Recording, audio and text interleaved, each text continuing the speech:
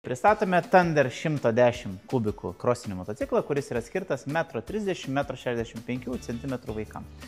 Kodėl sakau vaikams? Nes jis yra tiesiog mažas ir suaugęs ant jo neatsisės. Jis turi 4 pavaras, tai yra pusiau automatas. Ką reiškia pusiau automatas? Tai, kad jisai turi pavaras nuo 0 iki 4, bet jis neturi sankabos. Tai jūs tiesiog turite atleisti gazą, mesti pavarą ir važiuoti pirmin. Realiai principas tas pats kaip su sankaba. Tiesiog nereikia mėgti. Taigi, ką jis turi? Motovalandas, aišku, žinoma, turi priekinę lempą, turi viską, ką reikėtų turėti krosiniui. Taip, prašom, žiūrėkit, kaip gražiai šviečia. Su elektriniu starteriu, tai vaikui nereikės su koja judinti. Bet turi lygiai taip pat atsarginį variantą, kad jūs galite užsikurti su koja.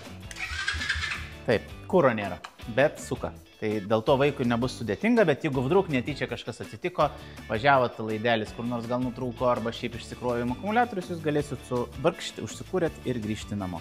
Taigi, 3 litrai kuro bakas, kurį užtenka kiek? Jūs žinot, 100 km. Ką dar galiu papasakoti? Tai aišku yra stabdžiai, kojinis, priekinis hidrauliniai, kaip ir visuose krosiniuose motocikluose, stiprinta šakė, apversta, vadinkim, mėlyni tie šiurveliai.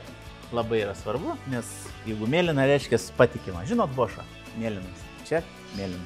Čia yra sportinis oro filtras, kuris sugeria labai gerai orą ir labai jo daug. Jis panašus į ežį. Taip, čia reikia jį išsipurkšti su specialiu tepalu, kuris skirtas ir jis idealiai jums laikys. Karts nuo karto reikėtų plauti. Greitis yra iki 65 km, tai realiai 1, 2, 3, 4 pavarą, lekiat, šiam 5 ir jau viskas labai greitai baigsis. Mankis kažkas.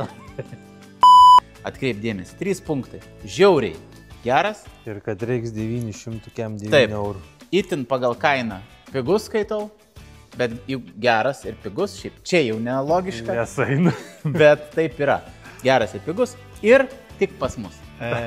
Mangius.lt, Klaipėda, Vilnius, Kaunas, visą Lietuvą važiuosim, vešim, atvešim, kaip ten sakė visi. Taip.